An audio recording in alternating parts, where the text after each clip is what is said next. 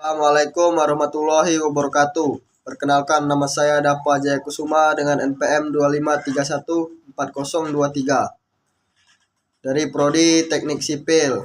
Di sini saya ingin mempresentasikan tugas agama.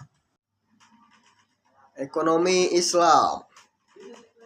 Pengertian ekonomi Islam. Ekonomi Islam adalah suatu cabang ilmu pengetahuan yang berupaya untuk memandang, menganalisis, dan akhirnya menyelesaikan permasalahan ekonomi dengan cara-cara Islami. Cara-cara yang didasarkan atas ajaran Islam yaitu berlandaskan Al-Quran dan Sunnah Nabi. Selanjutnya ada definisi ekonomi Islam. Ekonomi Islam adalah ilmu sosial yang mempelajari masalah ekonomi masyarakat yang diilhami oleh nilai-nilai Islam. Ekonomi Islam adalah suatu upaya yang sistematik untuk memahami masalah ekonomi dan perilaku masyarakat dalam perspektif Islam. Khursyid Ahmad. Ekonomi Islam adalah tanggapan para pemikir Muslim atas berbagai tantangan ekonomi. Dalam hal ini didasarkan pada Al-Quran dan Sunnah di samping alasan dan pengalaman. Ekonomi Islam adalah suatu ilmu dan penerapan hukum syariah yang melindungi ketidakadilan dalam kaitan dengan upaya pencapaian kesejahteraan manusia dan pelaksanaan ibadah kepada Allah. Hasanus Zaman.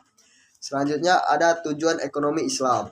Yang pertama ada meningkatkan ekonomi lebih makmur, menciptakan ekonomi yang adil dan merata, mewujudkan perekonomian yang stabil, mewujudkan perekonomian yang serasi, mewujudkan perekonomian yang menjamin kemerdekaan produksi, menciptakan ekonomi umat yang mandiri. Prinsip dasar ekonomi Islam: tauhid, keadilan, kenabian, sidik atau jujur, ma'at hasil, amanah atau dipercaya, fatonah atau cerdas, tablik atau menyampaikan. Selanjutnya ada lembaga-lembaga ekonomi Islam di Indonesia. Yang pertama ada Bank Umum Syariah, Asuransi Syariah, Lembaga Gadai, BMT atau Baitul Ma'al wal Tami. Selanjutnya ada Pasar Modal Syariah, Perbankan Syariah. Perbankan Syariah ada Bank Syariah, Bank Umum Syariah, Bank Pembiayaan Rakyat Syariah, Bank Umum Konvensional, Unit Usaha Syariah, Sistem Konvensional. Pengertian Bank Syariah: bank yang melaksanakan kegiatan usaha secara konvensional dan atau berdasarkan prinsip usaha syariah yang dalam kegiatannya memberikan jasa dalam lalu lintas pembayaran. Prinsip syariah. Pasal 1 butir 13 Undang-Undang No 10 Tahun 1998.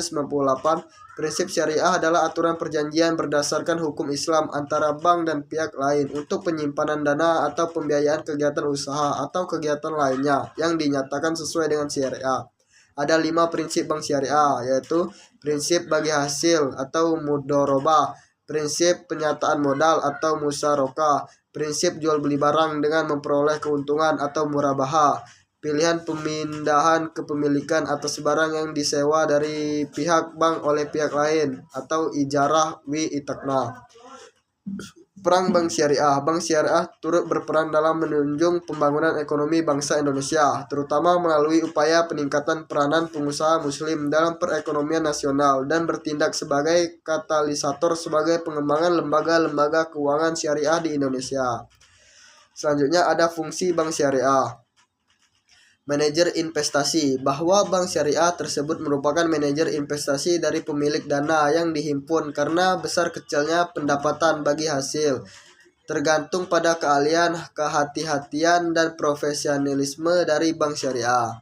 Selanjutnya ada jasa keuangan. Bank-bank Islam juga menawarkan berbagai jasa-jasa keuangan lainnya untuk memperoleh imbalan atas dasar agensi kontrak atau sewa. Contohnya meliputi letter of guarantee, wire transfer, letter of credit, dan lain-lain. Selanjutnya ada investor. Investasi yang sesuai dengan syariah tersebut meliputi akad murabaah, sewa menyewa atau leasing. Masyarakat akan mudarabah akad salam satu istinah, pembentukan perusahaan atau akuisisi pengendalian atau kepentingan lain dalam rangka mendirikan perusahaan, memperdagangkan produk dan investasi atau memperdagangkan saham yang dapat diperjualbelikan. Selanjutnya ada sosial. Konsep perbankan Islam mengharuskan bank-bank Islam memberikan pelayanan sosial, apakah melalui dana kor atau pinjaman kebajikan atau zakat dan dana sumbangan sesuai dengan prinsip-prinsip Islam. Selanjutnya ada kajian terhadap asuransi. Pemahaman terhadap asuransi konvensional adalah haram yang terkandung dalam unsur gharar, masir, dan riba. Yang pertama, unsur gharar terdapat pada bentuk akad yang melandasi penutupan polis akad yang terdapat pada asuransi konvensional dikategorikan sebagai akad tabaduli atau akad pertukaran, yaitu pertukaran pembayaran premi dengan uang pertanggungan. Unsur gharar ini juga terdapat pada sumber dana pembayaran. Klaim pada asuransi konvensional adalah tidak jelas asalnya. Yang kedua ada unsur maisir. Terjadi apabila peserta asuransi membatalkan kontraknya pada masa reversing period. Ia tidak akan menerima kembali uang yang telah dibayarkan kecuali sebagai kecil saja, biasanya kurang dari 5%.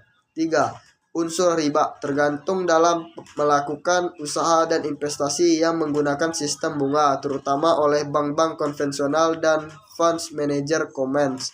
Selanjutnya ada definisi penggadaian syariah atau RAN. Menjadikan suatu benda berharga dan dalam pandangan syarah sebagai jaminan hutang dan kemungkinan hutang tersebut bisa dilunasi dengan barang tersebut atau sebagainya. Selanjutnya ada rukun dan syarat pegadaian syariah. Rah yaitu yang menggadaikan, murtahin yaitu orang yang menerima gadai, marhun yaitu barang jaminan. Syaratnya mempunyai nilai menurut syariat, harus ada pada waktu akad, harus bisa diserahkan seketika pada muntahin atau wakilnya. Lanjutannya mahrun BH atau dahin hutang, yaitu harus jelas rahin dan murhain, harus tetap dapat dimanfaatkan, harus lazim atau mengikat pada waktu akad. Selanjutnya ada ijab dan kabul, pernyataan gadai dari para pihak. Keduanya jelas mengungkapkan keinginan untuk akad rahin. Kesesuaian kabul dengan ijab. Masing-masing orang berakad mengetahui maksud wannya. Pengabulan kabul dengan ijab dalam majlis akad.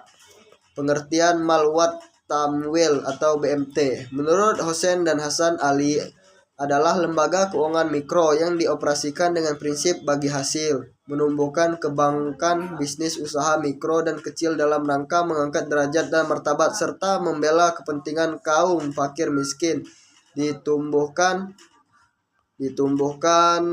atas dasar pekarsa dan modal awal dari tokoh-tokoh masyarakat setempat dengan berlandaskan pada sistem ekonomi yang salam, yaitu keselamatan, kedamaian, dan kesejahteraan. Menurut Heri Sudarsono, BMT yaitu lembaga yang mengarah pada usaha-usaha pengumpulan dan penyaluran dana yang non-profit seperti halnya zakat, infak, dan sodako. Fungsi BMT adalah menerima titipan dana zakat, infak, dan sedekah serta mengoptimalkan distribusi sesuai dengan peraturan dan amanahnya. Baitul Tamwi, bait sama dengan rumah, at-tamwil sama dengan pengembangan harta. Melakukan kegiatan pengembangan usaha-usaha produktif dan investasi dalam meningkatkan kualitas ekonomi pengusaha mikro dan kecil, terutama dengan mendorong kegiatan menabung dan menjunjung pembiayaan kegiatan ekonominya. Dasar hukum BMT. Dalil Al-Quran Surat At-Taubah ayat 60 dan 103 menjelaskan tentang perintah berzakat, di mana pada zaman Rasulullah Baitul Mal didirikan dengan fungsi untuk menyimpan uang-uang zakat dan lainnya. Dalil Al-Quran Surah Al-Baqarah ayat 275 sampai 280. Konsep dasar pasar modal. Prinsip pasar modal syariah, yaitu pembiayaan dan investasi pada aset kegiatan usaha yang halal, spesifik, dan bermartabat dan dilakukan dengan bagi hasil.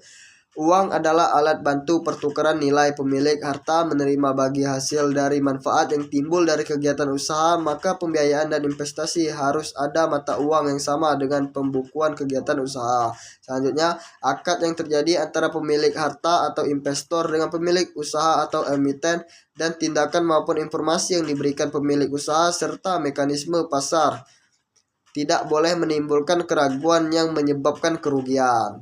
Selanjutnya, investor dan emiten tidak boleh mengambil risiko melebihi kemampuan yang dapat menimbulkan kerugian yang sebenarnya dapat dihindari.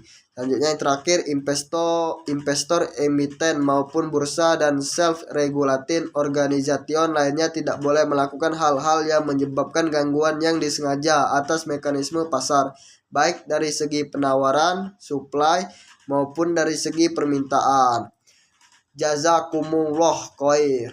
Baiklah, itu saja yang dapat saya presentasikan dari tugas agama Islam yang berjudul Ekonomi Islam. Jika ada salah kata, saya mohon maaf. Saya akhiri. Wassalamualaikum warahmatullahi wabarakatuh.